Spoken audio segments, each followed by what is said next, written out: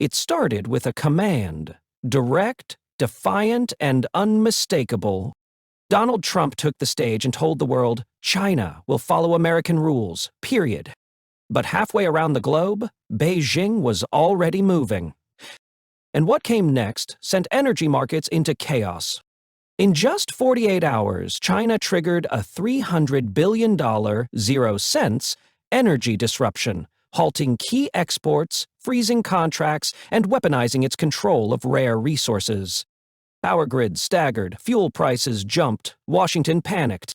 This wasn't just a trade disagreement. It was a global energy shock, engineered with precision. Now, the U.S. faces a new kind of war.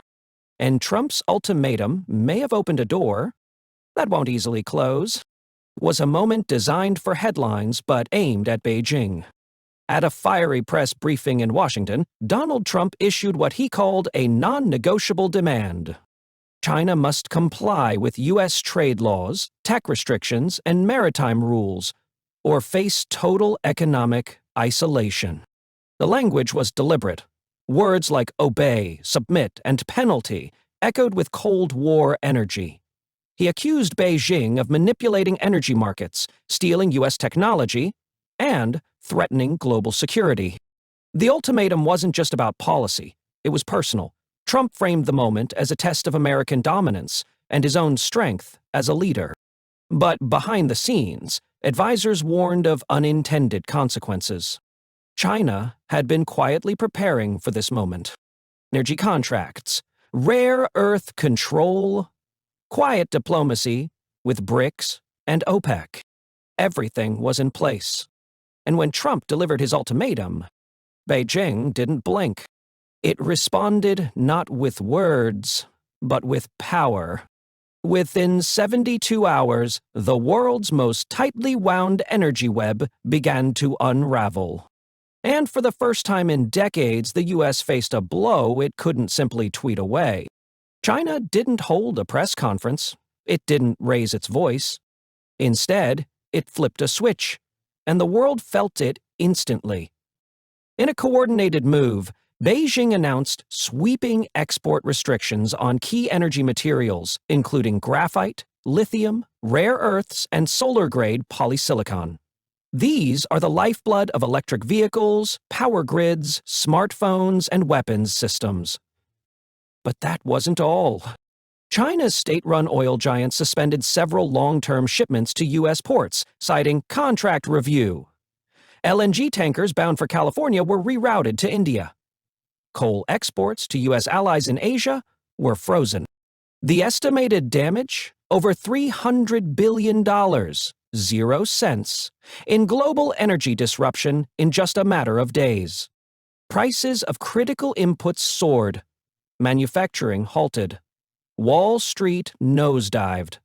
And Washington froze.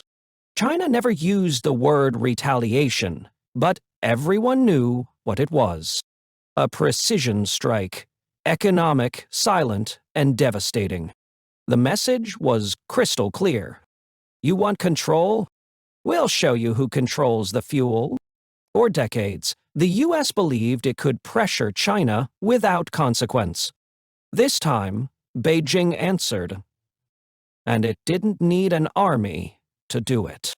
The shock hit like a wave, fast, silent, and everywhere at once. By morning, Wall Street was in free fall. The Dow lost 1,300 points in a single day. Energy stocks whiplashed. Clean tech collapsed. Companies reliant on rare earth imports like Tesla, Raytheon, and General Electric saw billions evaporate in hours. Gasoline prices spiked 40 cents overnight. Diesel shortages spread across trucking hubs in Texas and Pennsylvania. Factory managers reported immediate delays. Silicon manufacturers halted operations due to lack of input minerals. The Federal Reserve held an emergency meeting. The White House froze new trade proposals. And governors in California, Michigan, and New York requested energy supply briefings. But the damage was already done. China's energy chokehold had exposed a critical flaw in U.S. economic planning. America had outsourced its leverage, and Beijing knew it. Years of depending on low-cost Chinese materials for everything from semiconductors to EV batteries had turned efficiency into vulnerability. And now, that vulnerability had a price tag. $300 billion, 0 cents, and rising. The question wasn't how to recover. It was how far this crisis would spread, and who would pay next. This wasn't a trade dispute. It was an energy war, and China had just activated its arsenal. Beijing controls over 80% of the world's rare earth processing, essential for EVs, satellites, wind turbines, and military tech. With one policy shift, it froze exports to U.S. contractors. Engine Bank, Beijing's contributors, U.S. oil was next. Though not the largest exporter, China plays a critical role in refined petroleum and maritime logistics.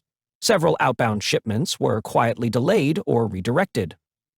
Then came natural gas. LNG supply agreements were suspended, driving up prices in East Coast terminals. By weaponizing energy flow, China sent a message louder than sanctions.